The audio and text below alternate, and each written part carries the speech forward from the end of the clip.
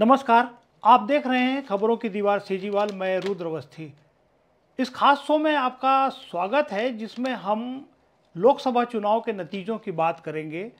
लोकसभा चुनाव में छत्तीसगढ़ में 11 सीटें हैं, उसमें से 10 सीटें बीजेपी ने जीती हैं और 1 सीट कांग्रेस को मिली है।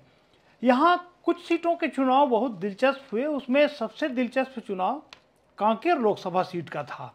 कांकेर लोकसभा सीट की चुनाव का जो कितना कशमकश था, इसका अंदाज़ा इस बात से लगाया जा सकता है कि इसमें सिर्फ 1800 के करीब वोट से इस चुनाव का फैसला हुआ और यह सीट एक बार फिर बीजेपी ने जीत ली।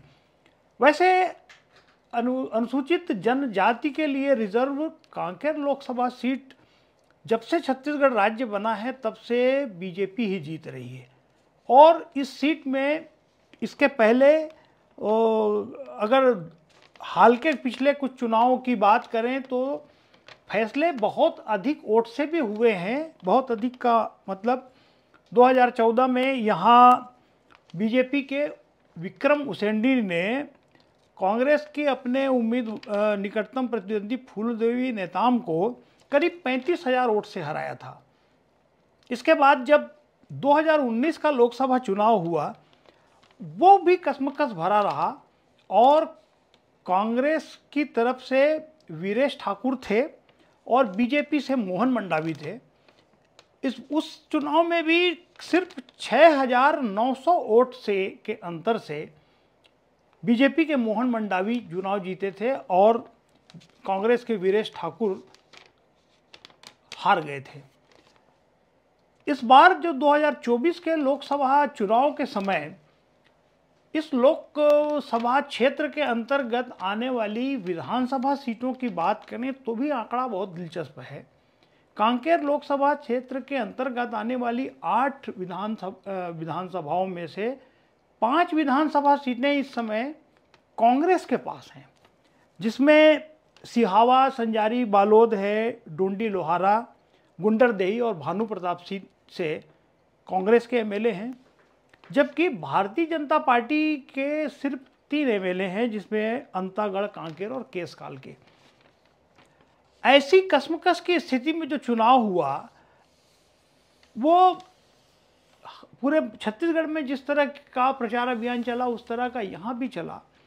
लेकिन चुनाव के जब मतगणना शुरू हुई तो देखिए दिलचस्प स्थिति ये थी कि दोपहर करीब 12 बजे आते तक बीजेपी के भोजराज नाग ने कांग्रेस के वीरेश ठाकुर पर करीब 30,000 वोट की बढ़त हासिल कर ली थी।